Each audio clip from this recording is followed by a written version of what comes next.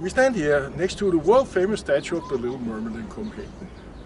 The idea to the statue stems from a mythological figure appearing in Hans Christian Andersen's fairy tale from 1887 by the same name. The story is about a mermaid's unrequited love. It's basically her existential life crisis. The statue was erected in 1913 and created by the sculptor Edward Eriksen. As a model for the body, he's used his wife, while the head is modeled after the Royal Theatre's ballerina Ellen Prise. The brewer Carl Jacobsen, son of the founder of the Carlsberg Brewery, has paid for the statue. The statue has been vandalized several times. In 1964, she lost her head. Neither the head nor the perpetrator has ever been found, though it is believed the artist Jørgen Næss did the deed. In 1984, she lost her right arm, and in 1989, she lost her head again. In both cases, the limbs were found in a few days. That's basically the story about the Little Mermaid. But is that really the true story?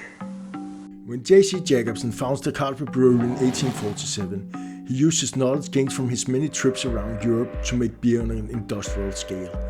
At a tour to Italy, he has a sighting of the most beautiful creature he has ever seen. The local elderly calls it a mermaid, but it was probably just a seal. He wants to capture one, to bring it home, but he's told that mermaids can only survive in warmer weather.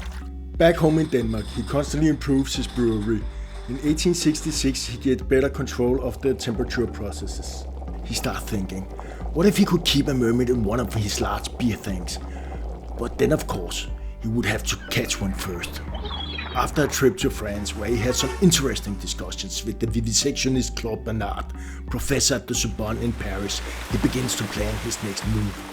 Just maybe he could create one himself. It becomes an obsession, so in 1875 he founds the Carlsberg Laboratory.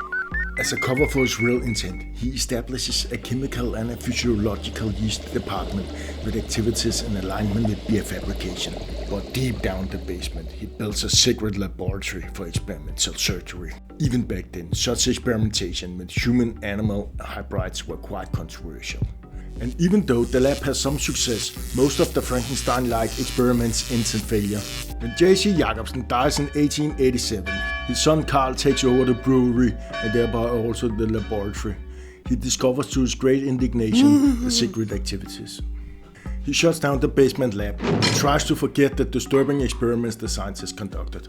Years go by, but a classical Danish Easterlund held at Carlsberg in 1909, where the sculptor Edward Eriksen was one of the participants, Carl spills the goods. Heavily influenced by alcohol, he shows the remaining of the secret laboratory and the pictures in the archive to Edward, who is shaken to his core. When the hungover Edward wakes up, he is torn. He can't shake the images of the frozen screams out of his head. He wants to tell the world. He writes a proclamation, but Carl is a friend, so he shows him the document to get his perspective. It would be an understatement to say Carl is pleased. Carl persuades Edward not to publish. He keeps the document and hides it in the basement archive. Carl feels his friend's despair. To cheer him up, he offers to pay all expenses for a piece of art of Edward's own choosing. Edward accepts the offer. Edward still has some serious scruples about the cover-up, so Edward decides that it should be a statue of a mermaid as a form of a covert whistleblower action. At first, Carl does not agree, but Edward convinces Carl that his motive is pure. He wants the ballerina Ellen Prise, who in 1909 played the main role at the staging of Hans Christian Andersen's fairy tale The Little Mermaid at the Royal Theatre, as a model for the statue. Not knowing Edward's real intent, Carl accepts. Edward sets his deviant plan into motion. He creates two bronze heads for the sculpture. One he shows to Carl of Ellen Prise, and one that shows the horrible deformation he saw from the pictures in the basement archive. Without Carl's knowledge, Edward uses the deformed head for the statue. When Edward shows Carl pictures of the disfigured head he has equipped the statue with, Carl is broken. He never recovers and dies a year later in 1914. Edward dies in 1959. It may surprise that no one noticed at first However, when the statue was first erected, it was located further out in the harbor, so the face deformation couldn't be seen from the pier. The cameras were also of so incredibly poor quality at the time, and the statue was not the tourist attraction it is today. In the Tourist Association for Denmark's Travel and Tourist book from 1937, she's not mentioned at all in the description of Langelinie. And in the association's anniversary yearbook from the following year, there's not as much as a tiny picture of her.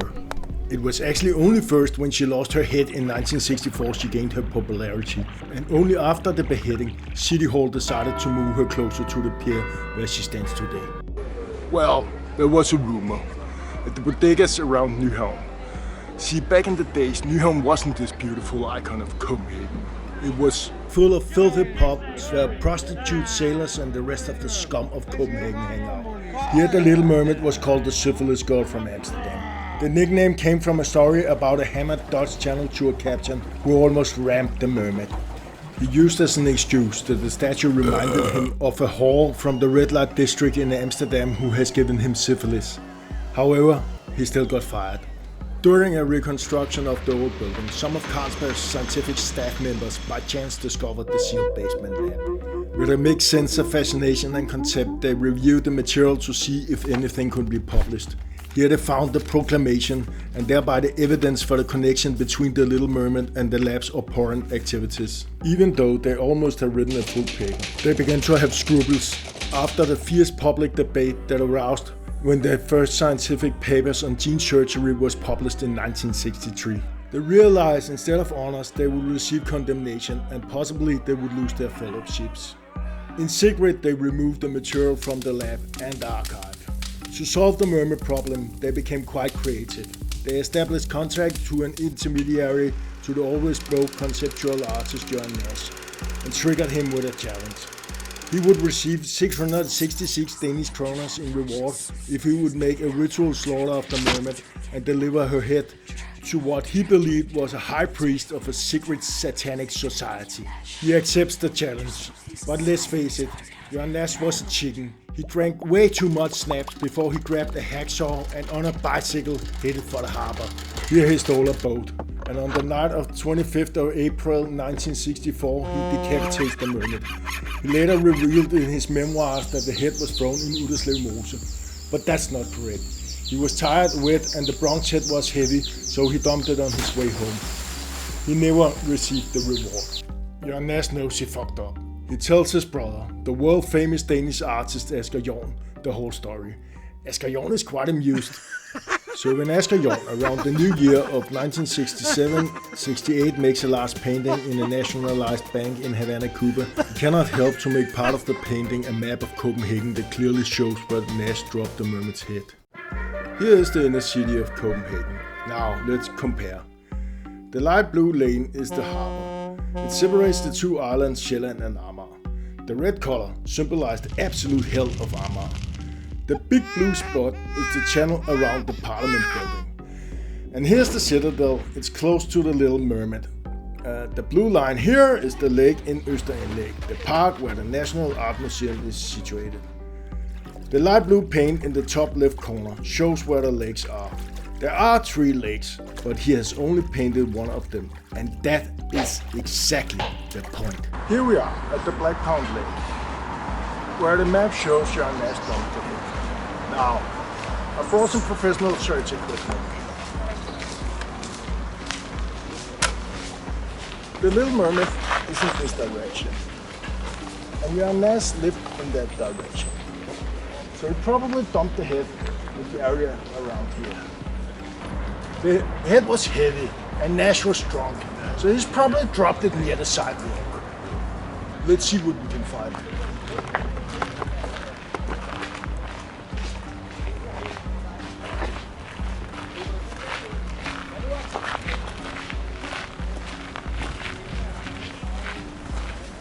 It's not here. Maybe he took another way home. Let's try another spot.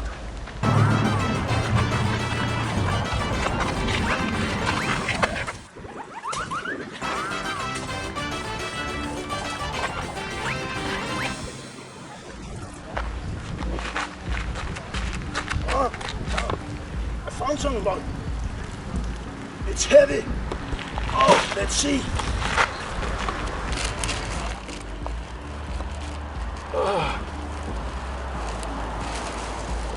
Oh man, it's amazing. Oh, we got the proof. Oh man, isn't she a beauty? Oh. To verify the authenticity of the head we found in the lake, we need a sample from the mermaid's body. To do it right, I brought the tools of science. Now, let's climb the thing. This seems like a good spot.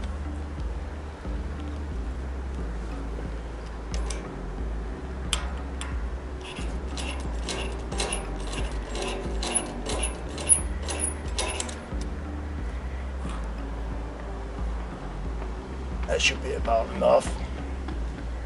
Now, let's get to the lab. When dealing with matters of great importance, one has to work with the best in their fields. So we handed the head and the sample to the eminent Professor Ceausescu, that in his previous life won the Nobel Prize when his soul occupied the body of Niels Bohr. He told me the test results will take about 3 weeks, and that's about a half year ago. I called him several times. He doesn't pick up his phone. I even been to his house. No one answered the door, even though I'm very sure he was at home. So now I'll sneak into his lab and see what he has to say for himself. Ah, there you are! Oh, please go away! You've been touching me! Yes! No, I haven't. Yes, you have! Okay, maybe. Oh, can I see the test results? I don't think that's a good idea. It's extremely dangerous knowledge. So all the talk about only the truth counts and go with the data, that's just words for you? Are you a real professor? Are you? Or are you just a chicken? What? All right, I want nothing to do with this. Nothing. You will never mention my name. Never. Promise. Okay, I promise you, I won't tell anyone. Not a soul. Not anyone at all. All right. I did a comparison analysis of the sample you gave me and the ugly bronze head. I did some ICP mass spectrometry and some X-ray crystallography. And it turns out the alloys contain the same amount of ingredients. The copper is from a South African ore, the aluminum is from Iceland, and the tin is from a remelted boiling pot. I can say with 5 sigma certainty that is in fact the same alloy. Oh, that's fascinating. Is that Boney M? What is that? That? Oh, don't you worry about that. I found the archives. It's extremely interesting science. I even got some of the journals. Oh, I thought they burned the archive. No, they still exist. They are still there. Oh, that looks brutal. What about the man in the cave?